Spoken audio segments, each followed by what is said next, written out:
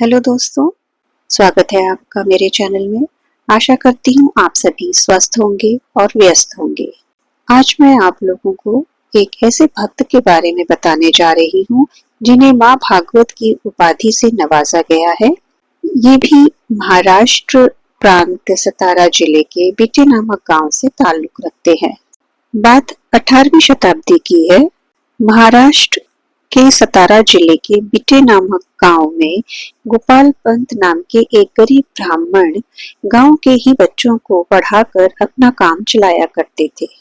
उस समय विश्वविद्यालयों की परीक्षा तो नहीं हुआ करती थी, किंतु इन त्यागी, उत्साह और जुनून से भरे हुए गरीब गुरुओं से शिक्षा पाए हुए विद्यार्थी जिस यथार्थ योग्यता को पाते थे, वो आज के डिग्रीधारी लोग चाहे अपने नाम के आगे कितने ही बड़े बड़े अक्षरों में उनकी डिग्रियां लिखी हुई हों, उस योग्यता से प्रायः वंचित ही रहते हैं। उन विद्यार्थियों की सदाचारिता, शीलता, तप, धर्मपरायणता, सरलता, श्रद्धा, संयम आदि की तुलना में तो आज के विद्यार्थी समुदाय की कल्पना नहीं की जा सकती। पंत जी की पाठशाला से पढ़कर ऐसे बहुत बड़े बड़े विद्वान निकले। पंत जी अपने बेटे को भी पढ़ाकर एक बहुत बड़ा विद्वान बनाना चाहते थे। गोपाल पंत जी सभी बच्चों को बड़े ही परिश्रम से पढ़ाते थे और जब अपने ही पुत्र की बात हो तो पढ़ाई में उनका क्या ही कहना था। वो जी जान से अपने बेटे को भी पढ़ाकर लिखाकर एक बहुत बड़ा विद्वान बनते हुए देखना चाहते थे। गोपाल पंत जी के बेटे का नाम ज्योति पंत था। ज्योति पंत की उम्र तकरीबन 20 साल की पूरी हो चुकी थी। अपने बेटे ज्योति पंत को एक बड़ा विद्वान बनाने का उनका सपना ही रह गया।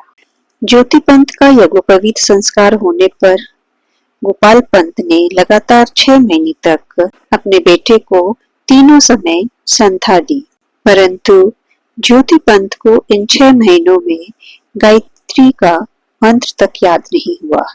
अपने बेटे की ऐसी मंद बुद्धि को देखकर गोपाल पंत को बहुत दुख होता था। अपने बेटे ज्योति पंत को एक बहुत बड़ा विद्वान बनाना तो दूर, वो उन्हें 6 महीनों में गायत्री मंत्र तक याद नहीं करा पाए। आप इसका अनुमान खुद ही लगा सकते हैं कि एक विद्वान पिता का पुत्र इस तरह से एक मंद बुद्धि का विद्वान पिता के हृदय की वेदना का, दुख का। एक दिन पंत जी विचार कर ही रहे थे कि ऐसे पुत्र से तो पुत्रहीन होना ही अच्छा था। इस मूर्ख ने तो मेरी विद्वता पर ही कलंक लगा दिया। वो ऐसा सोच ही रहे थे कि सामने से उनका पुत्र ज्योति आ गया, जिसे देखकर पंडित जी का दुख और गुस्सा सातवें आसमान पर आ गया। उस दिन पंडित जी ने अपने ही पुत्र को घर से बाहर निकाल दिया और कहा कि घर में आना है तो विद्या पढ़कर ही आओगे। ऐसा सुनते ही ज्योति की माँ को बहुत बड़ा गहरा दुख हुआ। उन्होंने रो रो के अपने पति से कहा, ये आपने क्या किया? मेरा पुत्र ज्योति मूर्ख जरूर है, पर वो मेरे हृदय का और आंखों का एकमात्र तारा है। इकलौते लड़के को घर से निकालते हुए क्या आपको इतनी भी दया नहीं आई कि वो कहाँ गया होगा, क्या करेगा, उसे कौन खाना देगा? इतने सारे सवालों की झड़ी एक माँ ने अपने पति के सामने रखा और एक दुख भरी चेतावनी भी दे दी कि जब तक मैं अपने पुत्र को अपनी आंखों से न देख लूं, मैं अन्न का एक दाना भी ग्रहण नहीं करूंगी। और इतना कहकर वह जोर जोर से रोने लगी और कहा कि आप जाकर जल्दी से उसका पता लगाइए। पत्नी की यह दशा देखकर और उसकी बातें सुनकर गोपाल जी का हृदय भी पसीज गया। उनकी आंखों से आंसू की बूंदें टपक पड़ी। वे अपने पुत्र को खोजने के लिए निकल पड़े, परंतु कहीं पता न लगा। वे अपने पुत्र को खोजने निकल पड़े, परंतु कहीं पता न लगा। उन्हें क्या मालूम था कि उनकी यह निष्ठुरता ही उनके पुत्र के परम कल्याण का कारण बनेगी।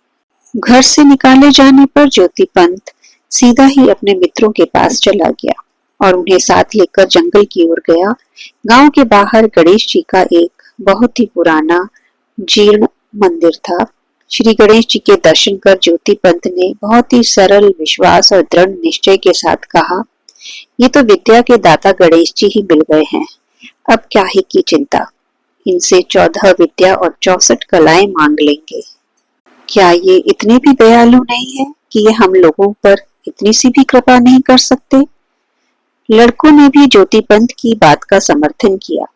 तब ज्योति पंत ने कहा कि चलो अच्छा, तो अब हम सब लोग श्री गणेश जी की कृपा न होने तक हम लोगों को परम श्रद्धा के साथ यहीं बैठकर उनका ध्यान चिंतन करना चाहिए। ज्योति की बातें सुनकर उसके सभी साथियों ने कहा, यह सब हमसे नहीं होगा। तुम्हारी इच्छा है तो तुम यहाँ बैठो, लेकिन हम सब यहाँ नहीं रहेंगे। वैसे भी पहले ही बहुत देर हो चुकी है। यदि थोड़ा सा समय और यहाँ बीता तो हमारे माता पिता बहुत नाराज होंगे। वो सब हमें ढूंढ रहे होंगे। ये कहकर वे सब के सब वहां से उनको वहां रुकने के लिए बहुत मनाया, परंतु किसी ने उसकी एक बात न मानी। अंत में ज्योति पंत ने कहा कि ठीक है, तुम लोग जाना चाहते हो तो जाओ, किंतु मैं तो यहीं बैठूंगा, इसी मंदिर में श्री गणेश जी के आगे बैठा रहूंगा जब तक वो दर्शन नहीं दे देंगे। ज्योति ने अपने सभी दोस्तों से कहा कि तुम लोग जाते हुए इस मंदिर का दरवाजा बंद कर देना और उसे चूने मिट्टी से लीप देना, जिससे कि बाहर का कोई भी आदमी मुझे देख ना सके, और गांव में जाकर मेरे संबंध में किसी से कुछ भी ना कहना। ज्योति के सभी दोस्तों ने प्रतिज्ञा की और मंदिर का दरवाजा बंद करके उसे भली भांति अच्छे से लीप पोत करके सब अपने अपने घरों की ओर चले गए। किसी ने भी ज्योति पंत के बारे में किसी से कुछ भी नहीं कहा। पुत्र के पता न लगने से माता पिता के दुख का कोई ठिकाना नहीं रहा। पुत्र के वियोग में दोनों के दिन रात रोते हुए बीतने लगे। लगातार 6 दिन बीत गए। घर में चूल्हा तक नहीं जला।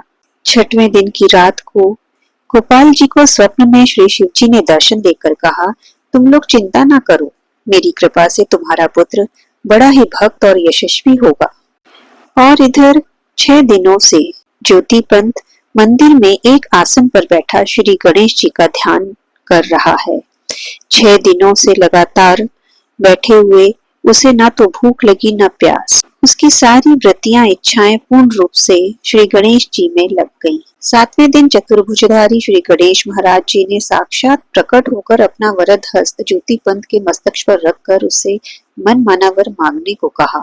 ज्योति पंत भगवान श्री गणेश जी के चरणों पर गिर पड़ा और बोला कि हे प्रभु, पहले तो मेरी बड़ी ही इच्छा थी, बहुत ही लालसा थी विद्या प्राप्त करने की, परंतु अब तो मैं केवल तत्व ज्ञान और निष्काम प्रेमा भक्ति की ही भीख चाहता हूँ। इसके अतिरिक्त मुझे और कुछ नहीं चाहिए। हे कृपा सागर, मेरी इतनी सी इच्छा आप पूर्ण कर दीजिए। श्री गणेश जी ने ज्योति पंत की प्रार्थना सुनकर बड़े ही प्रसन्न हुए और उसकी जीभ पर ओम लिखकर उससे कहने लगे, तेरी पूर्व इच्छा अनुसार तुझे विद्या तो दे दी गई है, लेकिन तेरा दूसरा मनोरथ भी सफल होगा, परंतु उसके लिए अभी कुछ समय और लगेगा। कुछ दिनों बाद तुझे काशी जाना पड़ेगा। वहां 6 महीने अनुष्ठान करने पर श्री व्यास जी के द्वारा गंगा जी में तुझे मंत्र की प्राप्ति होगी, तब तेरी कामना पूर्ण होगी। श्री गणेश जी ने कहा, मेरी इन बातों पर दृढ़ विश्वास रखना और किसी समय कोई भी कार्य हो तो मुझे स्मरण बस कर लेना। तुम्हारे स्मरण करते ही मैं दर्शन दूंगा। अब तुम अपने घर को जाओ। विद्या प्राप्त कर ज्योति पंत घर की ओर आ गया। आज तो उसके माता पिता के खुशी का ठिकाना ही नहीं था। ज्योति पंत ने माता पिता को सारा हाल समाचार कह सुनाया। उसकी विद्वता को देखकर उन्हें उसकी बातों पर विश्वास भी हो चला। गांव के लोगों को जब ज्योति पंत के विद्या पढ़कर घर आने का समाचार मालूम हुआ, तब लोगों ने उनके घर आकर उन्हें बधाइयां दी। उन लड़कों को बड़ा ही पश्चाताप हुआ। ज्योति पंत के सारे मित्र को बहुत दुख रहा कि ज्योति पंत की बात ना मानकर जंगल से वापस लौट आए। ज्योति पंत के मामा महीपति पूना में पेशवा के एक प्रधान कार्यकर्ता थे और बहुत ही संपत्तिवान धनवान पुरुष थे। ज्योति पंत की माता ने लड़के को काम सीखने के लिए उसके मामा के पास भेज दिया। बड़े आदमी के यहाँ गरीब का अभिमान जैसे संबंधों की कद्र थोड़ी कम ही होती है। इसी के चलते महीपति ने संकोचवश भांजे ज्योति पंत को रख तो लिया, पर उसे नौकरी भी दी, लेकिन उसे 4 रुपए माहवार की नौकरी पर रखा। उस जमाने में 4 रुपए कम भी नहीं हुआ करते थे और ज्योति पंत के लिए तो बहुत ही थे। दफ्तर में हिसाब किताब का काम बहुत चढ़ गया था। पेशवा ने 3 दिन के अंदर सारे बही खाते ठीक कर देने का कड़ा हुक्म दे दिया। काम इतना अधिक था कि दफ्तर के सारे कर्मचारी लगकर भी उसे 1 महीने में कम नहीं कर सकते थे, परंतु पेशवा की आज्ञा पर कुछ बोलने की हिम्मत किसी को नहीं थी। इतना सारा काम 3 दिन में कैसे होगा, यही चिंता महीपति को खाए जा रही थी। ज्योति पंत ने मामा की यह दशा देखकर उनसे कहा, आप चिंता ना करें, 3 रोज के अंदर सारे बही खाते ठीक हो जाएंगे। किसी एकांत कमरे में बस आप दावात, कलम और कागज, बही खाते, बैठने के लिए एक अच्छी गद्दी, तकिया, रोशनी, शुद्ध जल और फलाहार का सारा सामान रखवा कर कमरे को बाहर से बंद करवा दे। 3 रोज में सारा हिसाब लिखा जाने पर मैं इशारा कर दूंगा, तब आप किवाड़ खुलवा दीजिएगा। इस बात पर लोगों ने बड़ा ही मजाक उड़ाया, परंतु चिंतातुर महीपति ने भगवान पर भरोसा करके भांजे के कथा अनुसार एक अलग कमरे में सारी व्यवस्था कर दी और उसके कमरे में चले जाने पर दरवाजे को बाहर से बंद कर दिया गया। ज्योति पंत ने अंदर जाकर विधि पूर्वक भगवान श्री गणेश जी की पूजा करके उन्हें स्मरण किया। तत्काल गणेश जी प्रकट हो गए। स्मरण करने का कारण पूछा। ज्योति पंत ने पूजन प्रार्थना करने के बाद सारा समाचार श्री गणेश जी को सुना दिया और उनसे हिसाब लिख देने की प्रार्थना भी की। भक्त भय हारी भवानी नंदन लिखने को बैठ गए और उसके इच्छा अनुसार 3 दिन में सारा हिसाब किताब लिखकर तैयार कर दिया गया और गणेश जी अंतर ध्यान हो गए। इधर बाहर लोगों ने महीपति जी को समझा कर कहा कि भला इतना बड़ा काम जिसे महीनों में नहीं पूरा किया जा सकता है, वो ये जरा सा बालक 3 दिन में कैसे करेगा, वो भी अनुभव शून्य बालक जिसे कोई ही अंदाजा ही नहीं है, कुछ पता ही नहीं है कि इस बही खाते को कैसे करना है। आपने बच्चे की बात पर विश्वास कर बड़ी ही भारी भूल की। कहीं ऐसा ना हो कि बालक अंदर ही अंदर दम घुटकर मर जाए, तो व्यर्थ की ब्रह्म हत्या भी लगेगी और आपकी बहन सदा के लिए दुखी होकर आपको कोसती रहेगी।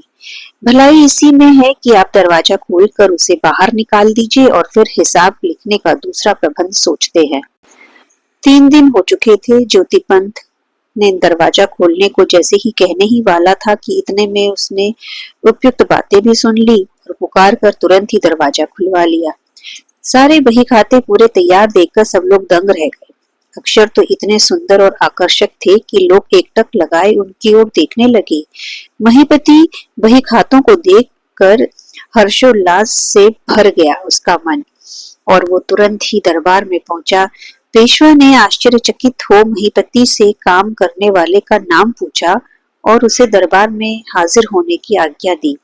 महीपति घर आदमी भेजकर ज्योति पंत को राजकीय पोशाक में आने के लिए कहलवा दिया गया।